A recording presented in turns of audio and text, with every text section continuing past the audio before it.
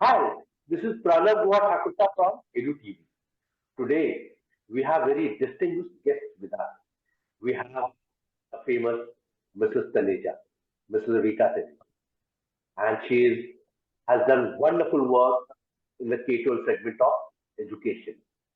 Not only students, parents, teachers of her school, she's been appreciated by everyone, students, parents, teachers of other schools also. And she is doing a wonderful work. She is also the treasurer of Jaipur Sahodaya Association. And we have Mr. Sandeep Gulati with us. He's a CEO, Universal Mentors Association, and he's doing a commendable job in the field of education. So, ma'am, first of all, we would like to have your advice, as it's a bit different for the students when they pass out from schools and they go to universities and colleges. The students whom we have taught for 12 years, now they will spend 3 to 4 years in the college. So there are a lot of difficulties for them, and they find everything very different because they have come from a very protective atmosphere. Now they are going to the university. Ma'am, we'd like to have your advice for students across the world who will be entering their colleges next year. How they can have a smooth transition from schools to universities. Over to you, Mrs. Taneja. Good afternoon, everyone. Thank you so much, Pranav. A very, very relevant question. As I'm coming from Jaipur, I'll be able to answer this, that children in Jaipur are all thronging outside for the higher education. They do not want to continue in the Jaipur for higher education. Whereas the school education in Jaipur is really a quality education, I would say, something that we can all be very proud of, that we are doing a lot of activities which make our children engaged and good learners. And we feel that we are able to prepare them for the world ahead.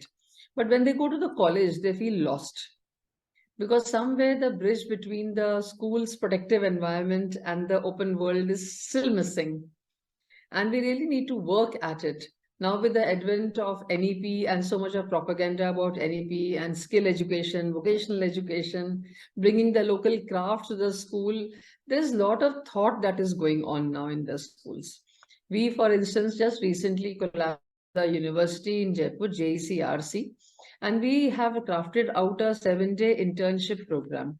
We have selected the children who volunteered themselves, and we have also made it possible for them to go to university, be trained by the professors there in AI, in multiple design and architecture, a lot of things. And children are having a beautiful time because they have experienced college life, and they can see the difference between school and college. The first thing was the difference of communication, how the school teachers communicate and how the people at the university now are communicating with them. So that informal interaction is appealing to them. So this program of internship has brought in so much of spark in their life, and they are motivated. And from that, I think we should now plan more interface somewhere where the children can have an experience, be better prepared for the university.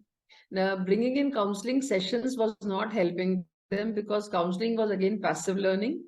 And maybe a few questions were being asked about the careers and the placement of the universities.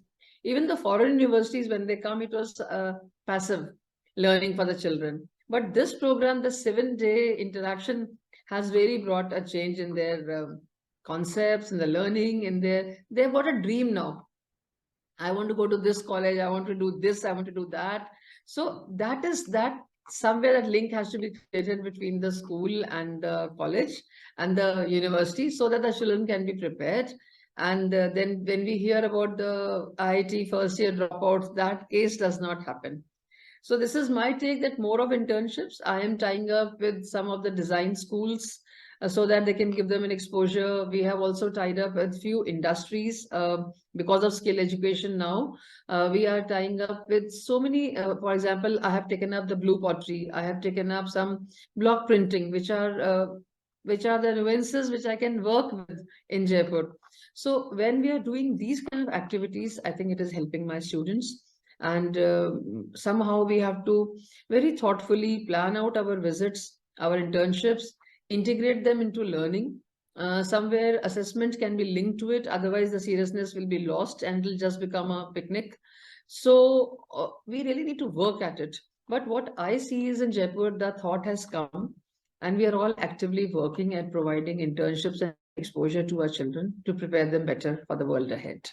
I second to you, Mrs. Taneja. We run a recruitment company also, so they wanted some interns for a luxury car company. So we gave two students from MBA, two from engineering, and two school students, ma'am. And ma'am, when the report came from Germany, the school students were rated the best. In fact, ma'am, it is the other way around also. The industry gets fresh ideas from these students. I think you are doing a commendable job, ma'am. And you are putting a serious thing with this, not a picnic.